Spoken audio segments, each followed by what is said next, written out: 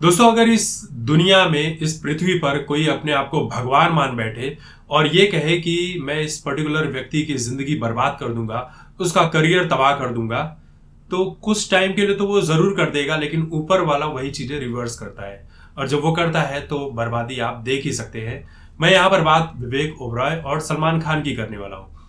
सलमान खान जो है, विवेक ओबरॉय के साथ इनकी कट्टर दुश्मनी है। क्यों है वो आप जानते ही हैं कि विवेक ओबरॉय जब फिल्म इंडस्ट्री में आए तो एक ऐसे सितारे के तौर पर आए कि लोगों ने कहा कि ये आने वाले दौर का बहुत बड़ा सुपर डुपर स्टार बनेगा। काम भी अच्छा कर रहे थे, फिल्में भी मिल रही थी, लेकिन इसी बीच उन्हें ऐश्वर्या राय से प्यार मोहब्बत हो गया, जिसके चलते सलमान खान से उनकी दुश्मनी हो गई और ये आरोप लगने लगे कि सलमान खान ने उनकी जिंदगी तबाह करने में कोई कसर नहीं छोड़ी। सलमान खान ने विवेक ओबरॉय को कुछ 41 कॉल किए थे धमकी देने के लिए, जो विवेक ओबरॉय ने नहीं उठाए। दोनों के बीच अनबन हुई। ऐश्वर्या राय से भी मारपीट की घटनाएं और फिल्मों से निकाले जाने की बात सामने आने लगी थी। विवेक ओबरॉय को कई सारी फिल्में हाथ से चली गई। विवेक ओबरॉय का करियर समाप्त करने में सलमान खान ने कोई कसर नहीं छोड़ी। ये तमाम आरोप हम देख चुके हैं। लेकिन इसी बीच विवेक ओबरॉय जो है, ये कुछ कर रहे थे, बिजनेस कर रहे थे, एंटरप्रेन्योर बन चुके थे, और वही उनकी जर्नी उनके उस जिंदगी में, उस मुश्किल दौर में आगे तक ले जाती है। और आज तकरीबन वो 1200 करोड़ के मालिक बन चुके हैं। उनका रियल स्टेट में बिजनेस है। रियल स्टेट के 3-4 कंपनियां हैं दुबई वगैरह में, सऊदी में, और जहां पर वो लग्जरी घर बनाते हैं, होटल्स बनाते हैं। एग्री बिजनेस है उनका, जहां पर वो किसानों की मदद करते हैं। टेक्नोलॉजी के कुछ बिजनेस हैं। फिर उसके बाद उनकी अपनी इवेंट मैनेजमेंट की कंपनी है। तो इतने सारे बिजनेस ने ही उन्हें इतनी ऊंचाइयों तक पहुंचाया है। तो आज 1200 करोड़ के मालिक बनकर बैठे हुए हैं। ये बात इसलिए हो रही है क्योंकि विवेक ओबरॉय ने एक BMW गाड़ी ली है, जिसकी कीमत तकरीबन 12 करोड़ रुपए बताई जा रही है।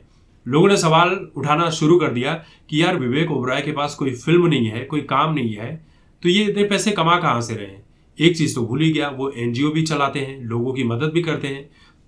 सलमान एनजीओ चलाते हैं तो लोग कहते हैं कि सलमान बहुत अच्छा काम करे, लेकिन सलमान को पसंद करने वाले विवेक ओबरॉय को पसंद नहीं करते, लेकिन एनजीओ वो भी चलाते हैं। तो लोग यही कह रहे हैं कि भाई, इवेंट ने, एग्री बिजनेस ने, रियल स्टेट ने और ये सारे बिजनेस ने विवेक ओबरॉय को ऊंचाइयों तक पहुंचा दिया। आज विवेक ओबरॉय एक सक्सेसफुल बिजनेसमैन है। हर जगह उनकी चर्चा होती है, हर जगह उनके बारे में बातें की जा रही है, लेकिन दूसरी तरफ, और सबसे बड़ी बात, वो पूरी दुनिया में बेखौफ होकर घूम रहे हैं बिना किसी डर के। दूसरी तरफ सलमान खान के पास तकरीबन 3000 करोड़ की प्रॉपर्टी है, फिल्म है, बिग बॉस है, जो कि अब कोई देखना नहीं चाहता है। बिग बॉस इस बार का तो शायद ही उसके बारे में कोई चर्चा हो रही है, एकदम से ही फ्लॉप है, तो कोई देखना नहीं चाह रहा है। सलमान खान एक डर के साए में जी रहे हैं कि कब लॉरेंस बिश्नोई गैंग से उन्हें खतरा ना साबित हो जाए, क्योंकि सिद्धू मूसेवाला, फिर उसके बाद बाबा सिद्दीकी और भी कई सारे लोग, ये सारी घटनाएं देखते हुए सलमान खान, आप कह सकते हैं कि एक पिंजरे में कैद हो चुके हैं। उनका स्टारडम को लेकर आप भले कितनी बात कर लीजिए, लेकिन वो एक डर के साए में जी रहे हैं। वहीं पर विवेक ओबरॉय जो है, अपनी जिंदगी बेधड़क होकर जी रहे हैं। उनकी जिंदगी में सब कुछ अच्छा चल रहा है।